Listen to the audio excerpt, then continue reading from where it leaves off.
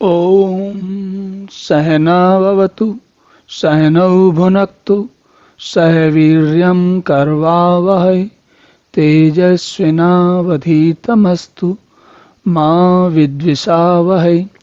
ओम शांति शांति शांति। हरि ओम।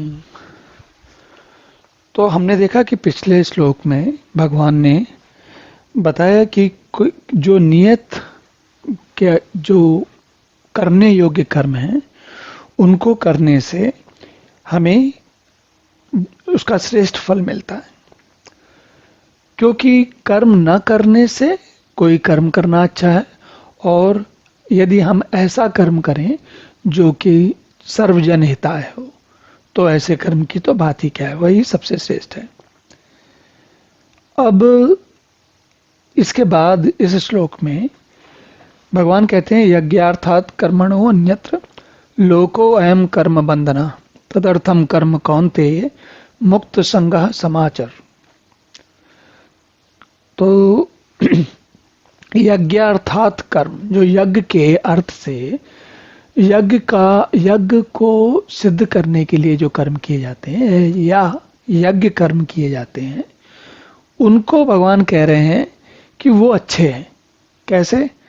और जो ऐसे कर्म किए जाते हैं जो किसी यज्ञ के लिए नहीं हैं, वो आपको बंधनकारी हैं, आपको बांधने वाले होते हैं। तो यज्ञ का अर्थ होता है, देखिए हमने सामान्य जो हमारे मन में यज्ञ को लेकर एक कल्पना है, कहानियों से या फिल्मों से, उसमें यज्ञ का अर्थ होता है कि कुछ चार लोग कोई वेदी बनाकर उसके ऊपर कोई अग्नि जलाकर घी या और साधनों से अग्नि का प्रज्वलन करते हैं और साथ में कुछ मंत्रों का उच्चारण करते हैं। तो हमारे मन में यज्ञ का एक ये स्वरूप स्थापित है। लेकिन जो जिसे हम ये सामान्य स्थिति में यज्ञ समझते हैं, वह जो है वो केवल यज्ञ का बाहरी रूप है। तो आंतरिक रूप क्या है? आंतरिक रूप ही होता है कि जब व्यक्ति के मन में हम लोक कल्याण के लिए कैसे? जैसे आपने सुना होगा कभी कोई बड़ी आपदा आ जाती है तो लोग यज्ञ करते हैं। क्यों यज्ञ करते हैं? वो कहते हैं कि जो आपदा है जिसने बहुत सारे लोगों के लिए कठिनाई का स्थिति खड़ी कर दी है, उससे हमें छुटकारा मिले, निवृत्ति मिले। या कभी कभी लोग बाग सामान्यतः लोक कल्याण के लिए यज्ञ करते हैं। तो उसमें यज्ञ में मुख्य बात जो होती है वो विचार होता है। विचार क्या है? कि भाई हमें लोगों के भले के लिए काम करना है। और दूसरा काम क्या है जो यज्ञ का कर्म नहीं है, जिसको भगवान कह रहे हैं कि कर्म बंधन करता है?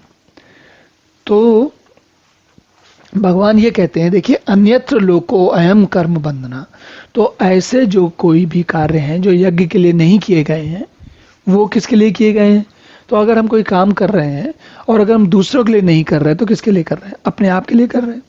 और अगर हम अपने आप के लिए कर रहे हैं तो भगवान कहते हैं कि जो अपने आप स्वयं के लिए किए गए कार्य होते हैं वो कर्म बंधन बांधने वाले होते हैं, कर्म बंधन का कारण बनते हैं। तो ऐसा क्यों कहते हैं?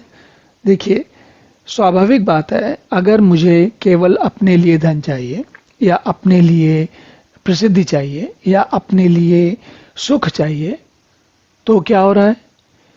मुझे लगेगा कि अब मेरा सारा का सारा ध्यान इस बात में लग जाएगा कि भाई मुझे प्रसिद्धि, धन या सुख है, उसमें कोई बाधा नहीं आए, मिल जाए, मुझे हर हालत में मिल जाए। और ये जो हर हालत में मिल जाए या मिलने के बाद योगक्षेम बना रहे, चला ना जाए। कई बार होता ना कि लोग पैसा कमाते हैं फिर कहते हैं कि अब ये पैसा कहीं चला ना जाए, तो उसकी सुरक्षा के लिए लगे रहते हैं, प्रयत्न करते हैं नाना प्रकार के। तो जब हम अपने लिए कार्य करते हैं तो हम उसकी पहले तो कार्य को उसको साधने में अपनी ऊर्जा लगाते हैं, उसके बाद उसको फल को भोगने में ऊर्जा लगाते हैं, सारा ध्यान उसी में लगा रहता है। और उस ध्यान के कारण हमारा बंधन बन जाता है। जबकि अगर हम कभी, और आपने ये बात स्वयं भी अनुभव की होगी, यज्ञ को चार ब्राह्मण बैठ के यज्ञ करते हैं उसको अगर आप भूल भी जाएं, थोड़ी देर के लिए सामान्य स्थिति में सोचें कि जब भी हम किसी दूसरे के लिए कोई काम करते हैं तो हमारा मन, हमारी बुद्धि, हमारी जो अहंकार है, जो हमारी सोचने की शक्ति बड़ी हल्की रहती। क्या हमें लगता है हम पूरे मन से प्रयत्न करते हैं और अगर नहीं हो पाया तो हमें लगता है चलिए एक दूसरे का भला नहीं हुआ, लेकिन हमें उसकी चिंता नहीं पड़ती। मतलब हम कार्य को बड़े हल्के मन से, बड़े सुखी मन से करते हैं और उसके फल के प्रति हमें अधिक चिंता नहीं रहती। फल के प्रति चिंता नहीं रहती तो कर्म का बंधन नहीं होता।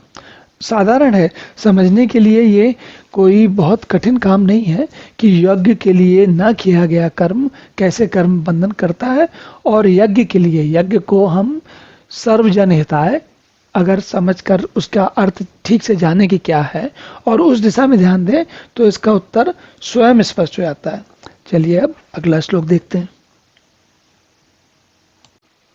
ओम पूर्णमदः पूर्णमिदं पूर्णात् पूर्णमुदच्यते पूर्णस्य पूर्णमादाय पूर्णमेवावशिष्यते। ओम शांति शांति शांति।